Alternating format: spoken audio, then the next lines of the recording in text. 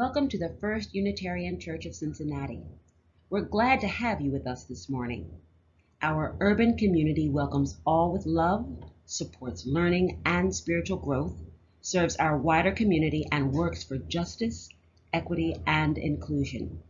If you'd like more information about our congregation and its work, please email us at member-care@firstuu.com. It's that time again. The first congregational meeting of this year will happen on September 27th, right after the service at 11 o'clock. The meeting will be held on Zoom. For security reasons, we will ask everyone to register. Please watch your email for details. Your Board of Trustees wants to make sure you are informed of what's happening here at First Church. Every month, on the first Sunday, members of the Board of Trustees will be available for a First Sunday conversation. These will happen during the coffee hour after the service on Zoom. Our flowers this morning are from Gary Gebhardt, along with the message thanking all First Church members for helping to make our community and our world a better place. Our chalice lighting this morning is by Reverend Florence Kaplow. In recognition of Labor Day, we light this flame to honor all work, including the work of our hands and our backs, in gratitude for all the labors that support the world, and for all those who boldly continue the work of justice, equity, and peace.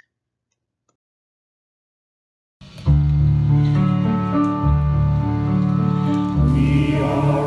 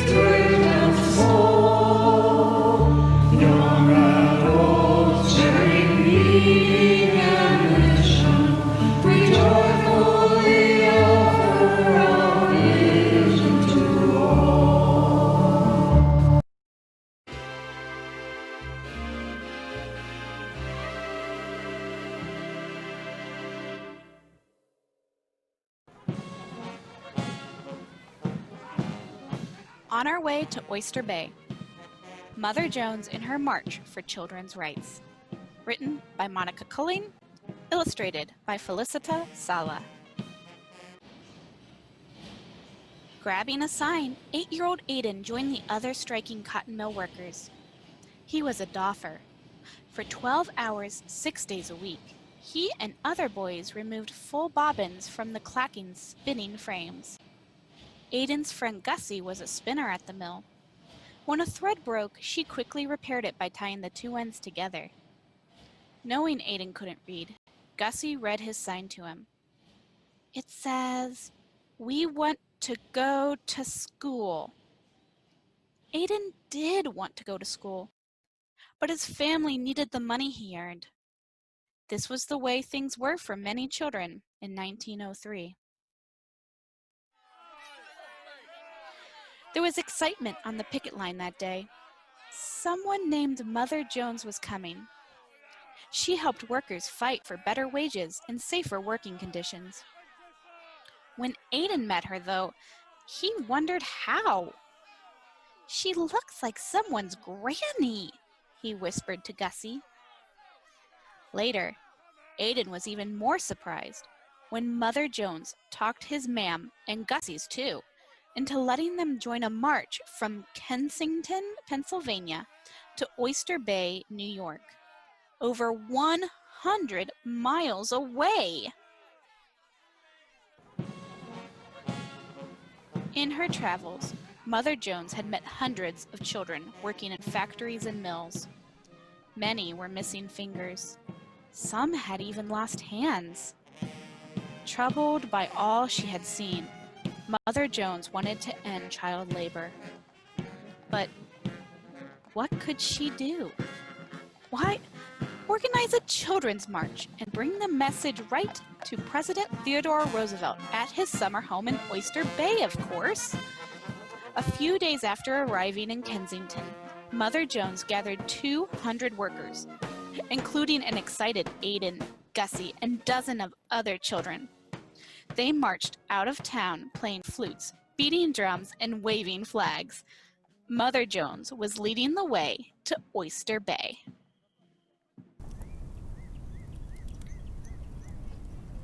The first day of the march seemed like it would never end. But Aiden and Gussie kept each other going.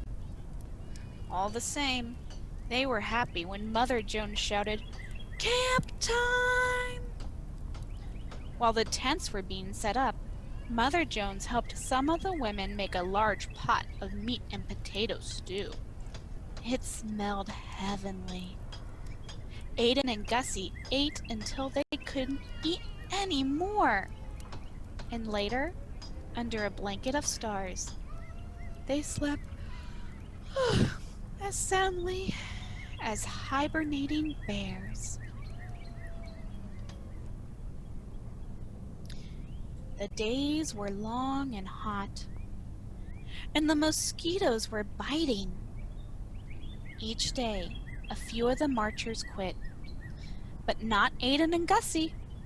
They enjoyed walking through fields of buttercups and visiting new towns, and it felt good to be doing something so important. Besides, if Mother Jones could walk this far, why couldn't they?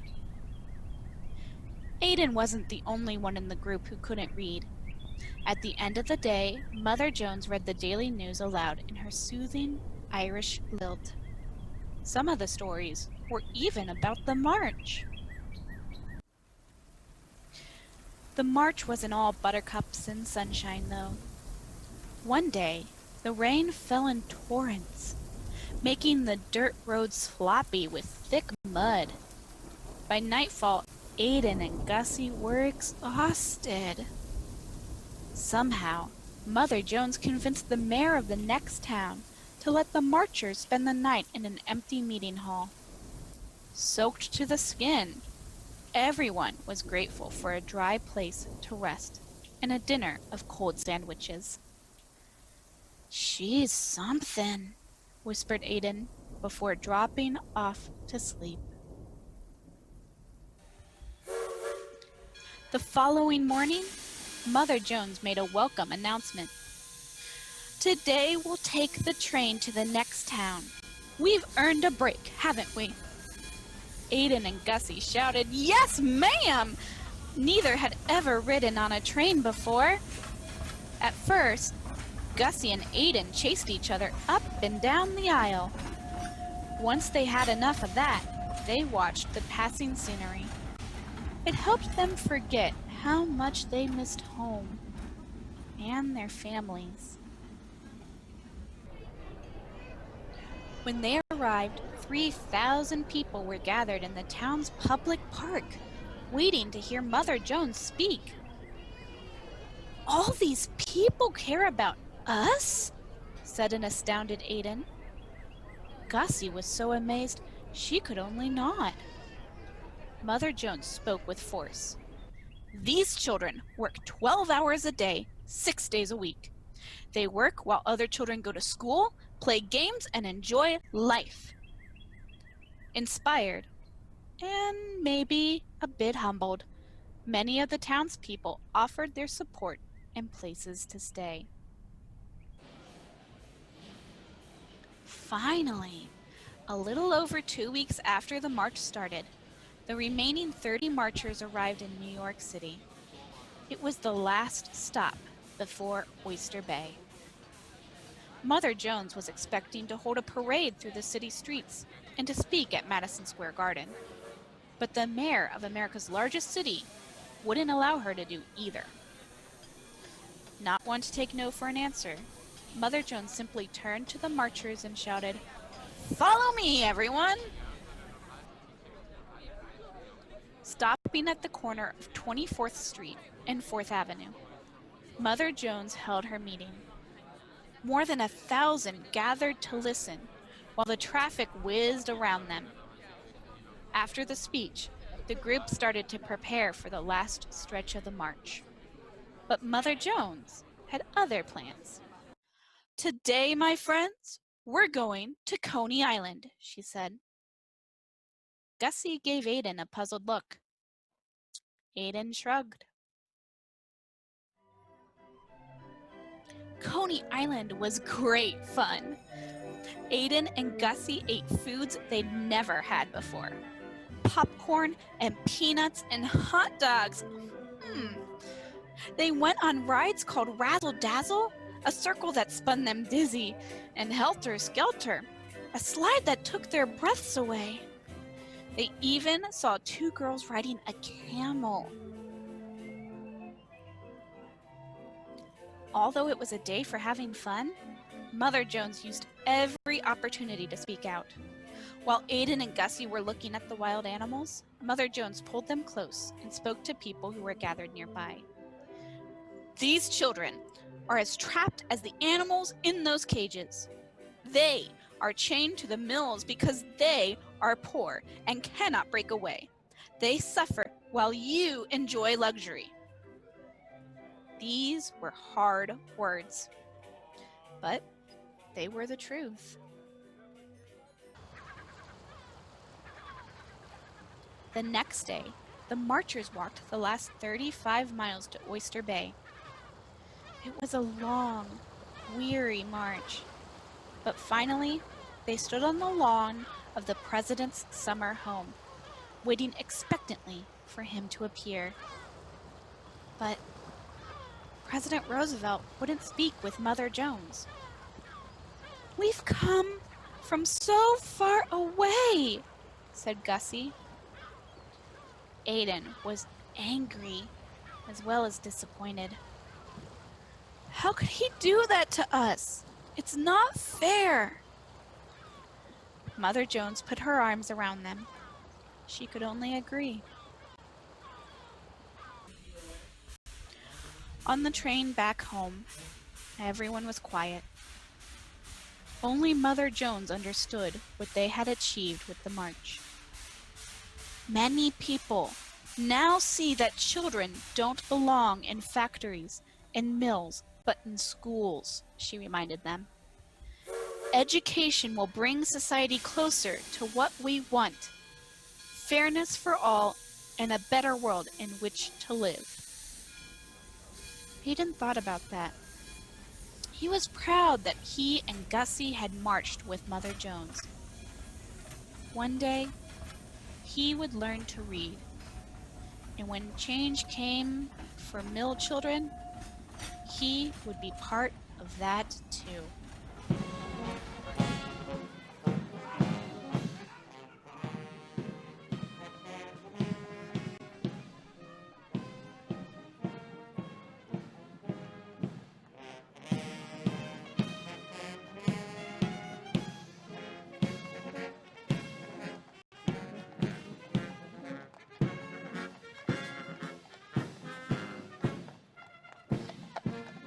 My question for you today is this: what does Labor Day mean to you?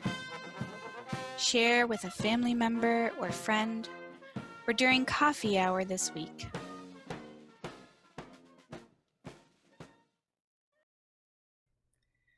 Good morning, First Unitarian Church of Cincinnati. This is Reverend Connie. This Sunday, I wanted to do something different for Labor Day. I wanted to talk about labors of love, the work that we do that may not be paid, but that we do anyway out of love. Love for another person, love for humanity, love for the world. Those volunteer efforts that we undertake to help someone fill sandbags to prevent their home from flooding. The work that we do when we care for a loved one who's become elderly or infirm or sick. The work that we do when we help someone build a new house or rebuild after a fire. These are the labors of love that we're going to talk about today. I've recorded a series of reflections written by caregivers that describe their experiences. I hope you enjoy them.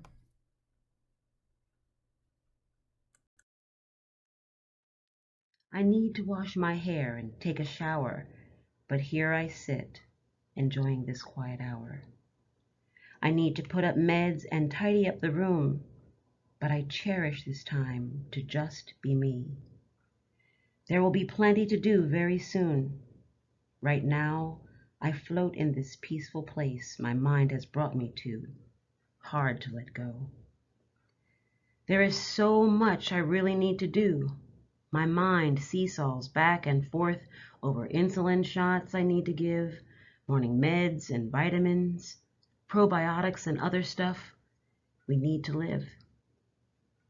Soon my hubby will be up and need to start his day, with me assisting him in each and every way, making sure he doesn't fall while walking to his chair, setting all his pillows before he sits down there, making oatmeal and a nice hot cup of coffee, maybe a bottle of water in case he starts coughing, checking the swelling in his ankles every morning. If they're swelling, I consider that a warning.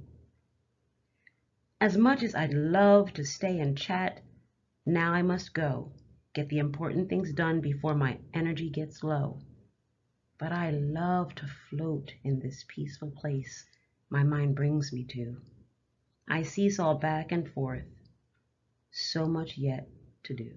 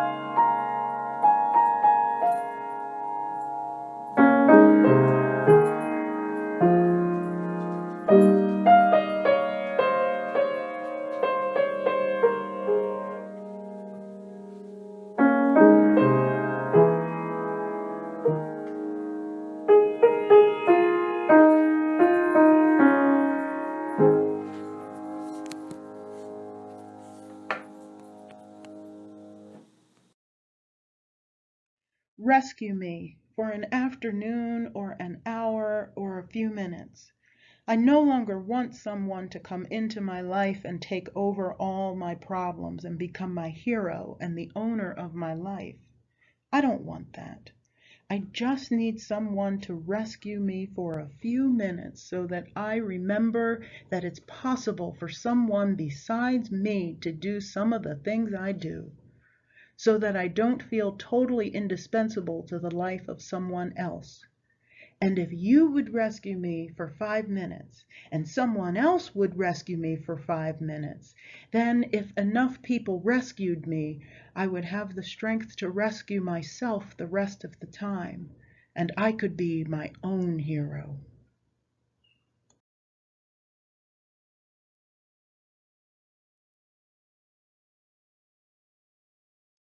There for Him by Sue K. Green.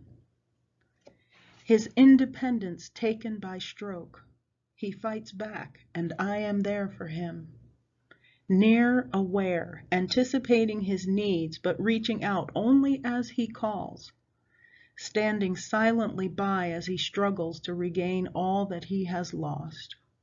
Recognizing little steps, slow walks, independent moves, as days, months, and years pass on its own personal schedule. I am the well spouse, aware of his needs while minding those of my own. Plans for tomorrow are fluid, ever changing. Still, I am there for him. A woman's hands will calm your heart and breathe you deep where healing starts. A woman's hands know what to do.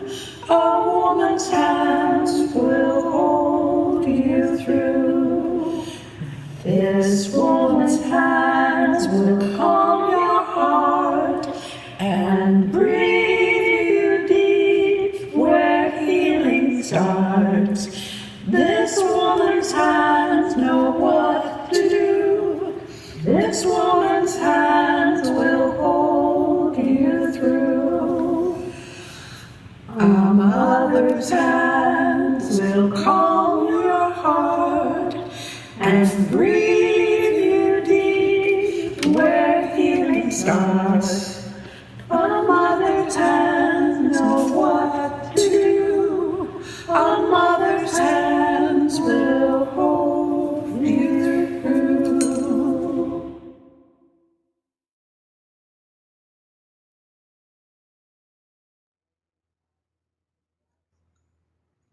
Giving to First Church is easy. Text GIVE to 513-717-7373 or use Breeze. Click Give Now. Online at www.firstuu.com or mail your check to 536 Linton Street, Cincinnati, Ohio 45219. If this is your first time visiting, please let the virtual plate pass you by. We are grateful for your presence. Giving to First Church is easy. Text GIVE to 513-717-7373 or Breeze. Click Give Now or online at www.firstuu.com. Or you can mail your check to 536 Linton Street, Cincinnati, Ohio 45219. If this is your first time visiting, please let the virtual plate pass you by. We are grateful for your presence. Giving to First Church is easy. Text GIVE to 513-717-7373 or Breeze. Click Give Now.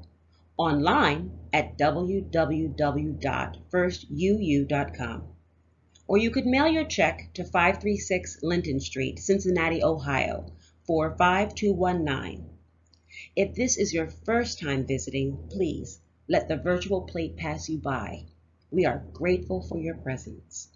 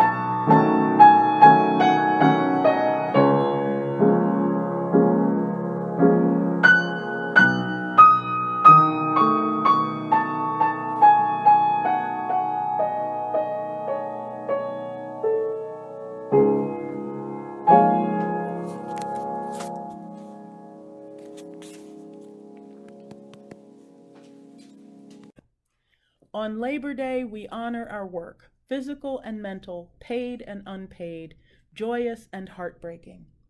We give thanks for work's gifts, suffer its difficulties, and strive to make labor just and joyous for all.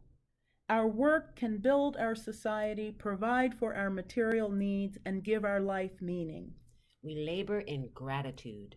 Our work can damage our society and the planet, fail to sustain our material needs, and be meaningless. We join together to create work that supports the well-being of all. Our work can heal the world, help us understand who we are, and keep us safe. We labor in joy. Our work can harm the world, demean us, and expose us to danger. We join together to create work that is safe and humane. Our work can fill our days with accomplishments and our lives with stories. We labor in love. Our work can dissatisfy and alienate us. We may not be able to find enough work or any work. We join together to create work that blesses us, all people, and the planet. On this Labor Day and all Labor Days to come, may our work and all work serve humanity and all living beings.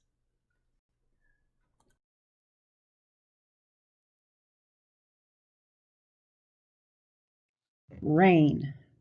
Not the kind rain kids like to run in and lovers like to walk in, but the unkind rain that kids run from and lovers shun. The hard driving cold rain no one wants to be out in. They were out in it.